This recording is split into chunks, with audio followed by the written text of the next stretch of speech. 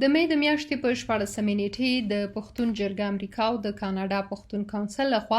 یوه آنلاین نړیواله احتجاجي غونډه وشوه. دا غونډه په افغانستان کې د وروستیو بریدونو او د ایران لخوا د 40 افغانانو د وژلو د ادعاو پر ضد وشوه. په دې غونډه کې د افغانستان او پښتونخوا په ګډون د نړۍ بیلابیلو هیوادونو څخه پښتنو ګډون درلود. رسول محمد د پښتون کونسل امریکا مشر افغانستان کې وروستۍ پیښې په سختو ټکو وغندلې او دغې غونډې ته یې وویل موږ ملل متحد د هیومن رایټس واچ او نورې نړیوالې ادارو ته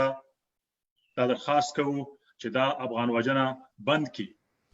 د افغانستان څخه تاریخ پوه افغان څیړونکی او لیکوال استاد حبیب الله رفیع هم په دې آنلاین غونډه کې ګډون درلود. ښاغلي رفیع وویل دا یاد سر ته نه ده رسېدلي. اوس زه باور لرم چې د پښتونژغورنې غورځنګ چې د ځوانانو غورځنګ دی په نوې اراده په نوې روحیه او د هېوادپالنې په یو ژوندي احساس راولاړ شوی دی. دوی به د پښتنو پوښتنه کوي او دغه وژنې او دغه تیرې او تجاوزونه چې د هر چا لخوا په پښتنو کېږي دا به دفع کوي. د افغانستان د ولسي جرګې غړی شګوفه نورزی وایي چې موږ ښځینه هم غواړو چې د دغه ظلم په وړاندې خپل غږ پورته کړو. ویسي د پښتانه د اتحاد او د یووالي څخه ویره لري. همدارنګه ایران اخوندي رژیم هم دغسې خپل دغه پست او ناکاره کارو ته دوام ورکوي او غواړي چې په دغه شکل باندې افغانان ختم کړي. خو زه دغه مشران ته او ټول ته دغه وایم چې زموږ دپاره پکار دی تر څو موږ یو حرکت وکړو، تر څو موږ داسې یو غورځنګ په افغانستان کې راپورته کړو چې نور دغه ناخوال ته د پای ټکی کېږدو. څیړونکی ډاکټر شیر محمد میوند له برطانیې څخه د افغانستان په خاوره د روانې جګړې ته د پای ټکی ایښودلو او د حل لارو په هکله وغږېد. هغه وویل چې افغان وژنه د 21مې پیړۍ د نړۍ په کچه تر ټولو لوی جنوساید یا ټول وژنه ده چې لا روانه ده. افغانان باید د دې ټول وژنې په هکله د انساني حقوقو علمبردارانو نه غربي قوتونو نه باید دا پوښتنه وکړي چې دوی ونډه، رول او مسؤلیت د افغان په دې ټول وژنه کې څه و. آنلاین غونډې ته د پښتون ژغورنې غورځنګ د وژل شوي فعال ارمان لوړي خور وړانګې لوړی هم وینا وکړه. دې پیښو په خلاف ما اول ځل په خوست کې ولیدل چې د دې وژنو د دې بریدونو په خلاف په خوست کې ځوانان راوتلي وه، ولس راوتلی وي، ولسي پاڅون وسوی.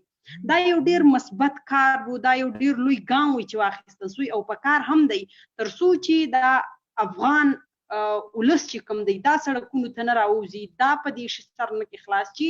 دا یوازې د ملي اردو د ژغورنې کار نه دی، دا یوازې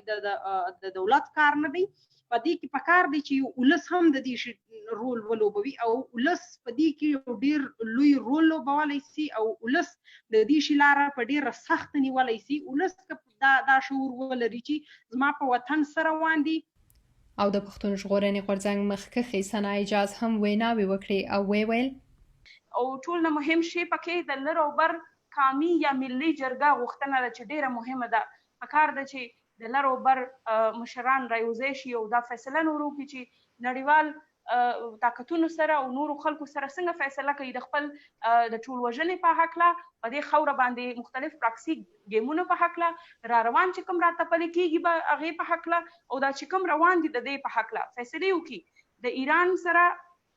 دا خبره پکار ده چې کوم خلک په دغه واقعه کې ککړ دي پکار ده چې هغه خلک ته سزا ورکړي د انټرنیشنل د کنونشنز مطابق، د کډوالو چې کوم حقوق د هغې مطابق، د بشري حقوقو دغه مطابق چې کوم کنونشنز دي یا کوم چارټر دی. بیا ملګري ملتونو ته ټولو نه غوښتنه وشي چې د افغان نسل وژنه یا ټول وژنه چې دا بند کړي شي په لر او بر کې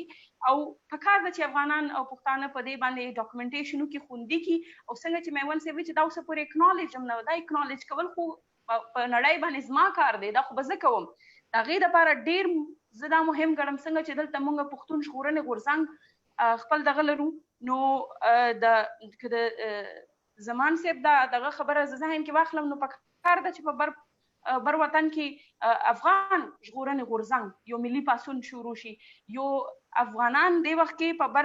بر وطن کې یو ملي پاڅون ته ډېره زیاته اړتیا لري چې هغه خپل څنګه چې وړاندې خور خبره وکړه چې هغه خپله خبره وکړي د کم سلویچ کوم جنگ روان دی په هغې کې ډېر کوشش شوی دی چې سیاسي روزنه بند کړي.